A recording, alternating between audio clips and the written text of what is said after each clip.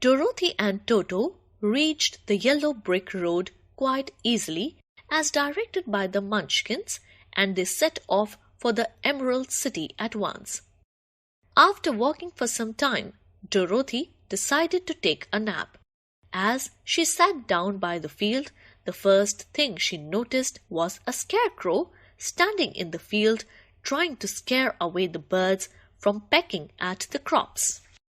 Standing on a high pole, the head of the scarecrow was made completely out of straw, and on that straw head was a painted face, eyes, nose, and even a mouth for the scarecrow. The scarecrow was dressed rather smartly in a blue suit. His boots seemed old, and he wore a nice pointy blue hat. He had a rather interesting face, and therefore Dorothy continued to look at him when suddenly the scarecrow winked at her. Dorothy was certain that she had made a mistake till the scarecrow nodded his head gently at her again.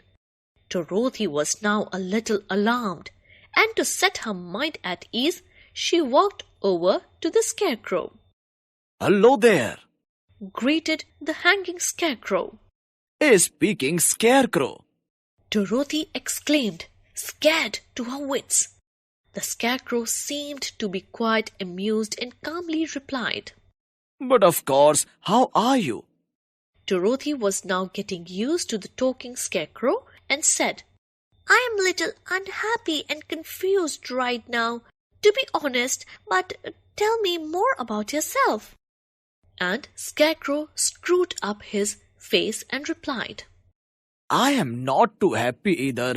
It's this pole which is the cause of all my misery. It's up against my back, and try as I may, I cannot get down from it." Dorothy immediately went around to the pole and lifted it up.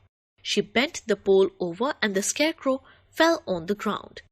Landing on the soft crops around him, the scarecrow stretched and said, "Ah, now that makes it all so much better. I feel like a new person. Thank you so much, dear."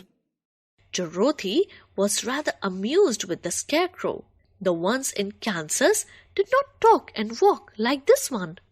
"So, little one, your name first, and then you must tell me what is ailing you." The scarecrow began again. "Well, my name is Dorothy, and this is my little dog Toto." Dorothy informed the curious scarecrow.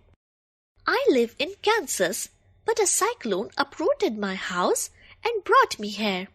I was told by the Munchkins to go to the Wizard of Oz in the Emerald City, who can help me find my way back home." Wizard of Oz? Emerald City? Never heard of either, but then what do I know? My head is full of straws, and I do not have a brain," cried the sad scarecrow, his painted lips twisting into a frown. The straw creature perked up again and declared, "You know what? Let me come with you to the city. Maybe if I meet the wizard, he can help me get some brains. What do you think?" Dorothy smiled on hearing this. "Sure, that's quite a good idea, if you ask me. And even if the Wizard of Oz shoos you away, you still have nothing to lose.